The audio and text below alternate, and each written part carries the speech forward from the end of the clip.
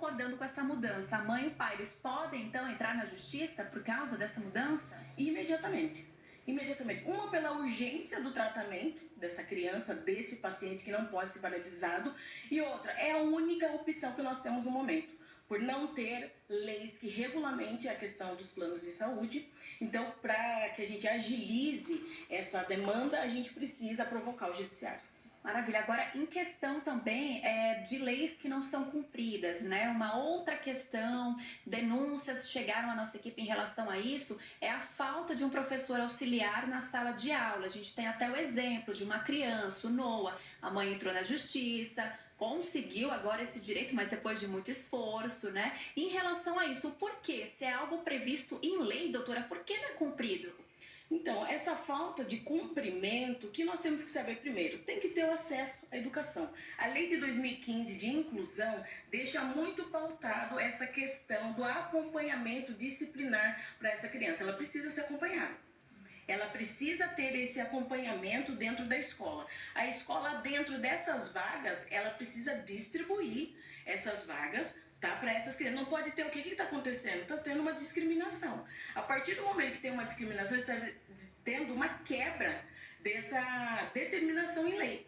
Mais uma vez a gente volta, que nós temos que fazer, provocar o judiciário, mais uma vez, fazendo que essa demanda dentro do município, daquela escola, seja cumprida de maneira exata. Isso em qualquer escola, privada, pública.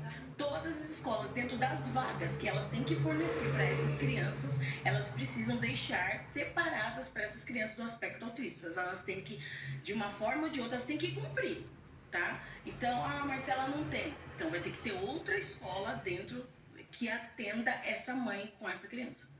E o porquê também de outras questões previstas em lei não serem cumpridas, doutora? O que a população, os pais, os responsáveis podem fazer em relação a isso? Acho que o primeiro passo é se orientar sobre os direitos, é isso, né? O mais importante é saber exatamente quais direitos a pessoa tem previstos em lei para poder depois seguir as outras etapas. Eu acho que o grande desafio que a gente tem passado, na verdade, é a falta de informação. Quando não se há informação, nós não conseguimos alcançar esse direito. A partir do momento que eu sei qual é o meu direito, eu vou conseguir saber quais são as diretrizes para eu chegar e concluir isso. Então, primeiramente, Marcela, não estou conseguindo, o que eu faço? Procure um advogado especialista, um advogado que possa te orientar da melhor maneira para que você possa conseguir resolver.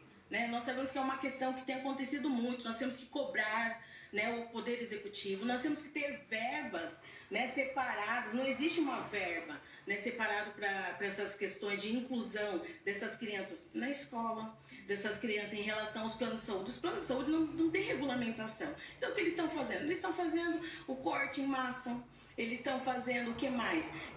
Tirando essas crianças em relação ao tratamento de uma maneira brusca.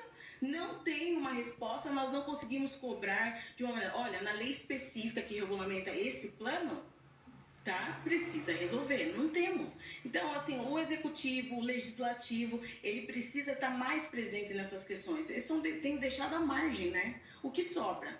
O que sobra para o aspecto autista, o que sobra para o PCD. Então, a gente precisa também de mais políticas públicas assertivas nessa questão. Quando a gente fala de educação, doutor, o assunto é até mais delicado porque a gente está falando sobre o desenvolvimento das crianças.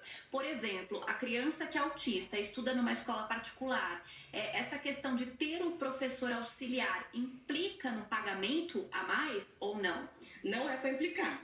Essa verba ela já tem que estar inclusa nessa escola particular. Ou seja, essa verba já tem que estar destinada. E o que acontece? Acaba passando. Mas essa mãe ela tem que fazer valer. Eu soube que há o meu direito, que mesmo eu estando na escola particular, essa verba da própria escola já tem que estar inclusa para atender o meu filho. Ou seja, o papel das famílias é sempre procurar apoio e insistir para garantir esses direitos. Exatamente. Nós sabemos a dificuldade que essas mães já enfrentam desde o diagnóstico até hoje, agora com a inclusão dessa criança na educação, na saúde. Então, o que eu preciso? Estou tendo dificuldade. A gente já sabe que toda a questão também emocional acomete essas mães. Porém, o que eu devo fazer? Eu vou procurar meu direito, eu vou me informar. A falta de informação traz o preconceito. Maravilha. Só antes da gente encerrar rapidamente, doutor, eu gostaria que você falasse o que é o LOAS. Você já me adiantou que é um benefício previsto em lei. Acho que muita gente gente não tem ideia o que significa, mas é um dinheiro que pode fazer a diferença na vida dessas pessoas. Explica pra gente, por gentileza, o que é o LOAS. O LOAS é um benefício assistencial, então ele não é um benefício previdenciário, né, que às vezes confunde. Ele não dá o direito à aposentadoria, porque ele é um benefício que o INSS ele só administra. Ou seja, lá no INSS a autarquia faz a questão das perícias, da avaliação social, mas ele não é um benefício previdenciário. Então você não vai, a família não vai ter, né, o 13º, coisas que um benefício previdenciário traz.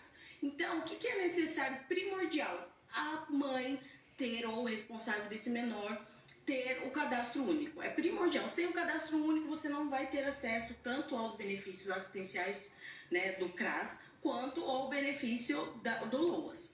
Né? Segundo, essa família tem que ter a questão, nós temos que comprovar a questão da baixa renda, né? E a questão também da assistência social, a gente tem que comprovar a questão do menor. Então, diante de tudo isso, é um processo. Né? É um processo que vai ser analisado pelo INSS e dentro desses requisitos, né, vai ser concedido. O benefício hoje acompanha o salário mínimo vigente no país. Ou seja, mais uma vez, cabe à família, à pessoa, ir atrás, porque existe o benefício, mas precisa ir atrás, enfim, do direito. Isso, precisa ir até o direito. Toda vez que você tiver alguma dúvida, procure os lugares personalizados. Por exemplo, um advogado de confiança ou até o CRAS. O CRAS do seu município mais perto de você vai conseguir dar essa devolutiva para você relacionada ao benefício assistencial. Doutora, muito obrigada pelos esclarecimentos. Tenho certeza que o pessoal de dúvida, pessoal de casa, perdão, conseguiu esclarecer várias dúvidas, porque realmente, Monielle, deu para a gente entender isso. São muitos os direitos previstos em lei. É importante que cada pessoa procure, pesquise, estude sobre isso e, claro, vá atrás, porque são direitos garantidos. Conversamos então com uma especialista no assunto e a gente, é claro, segue acompanhando todos estes casos e torcendo aí para que todos tenham os direitos garantidos. Moni. Com certeza, até porque essas crianças, elas têm que estar no centro, assim como todas as outras. A doutora Marcela muito bem trouxe. Não é porque essas crianças precisam de um atendimento especial na educação ou na saúde ou em qualquer outro lugar, qualquer outro setor, que elas têm que ser colocadas às margens, têm que ser marginalizadas. Nada disso. Precisa de um atendimento especial? Eu te dou esse atendimento especial e te deixo aqui no centro, junto com todas as outras crianças.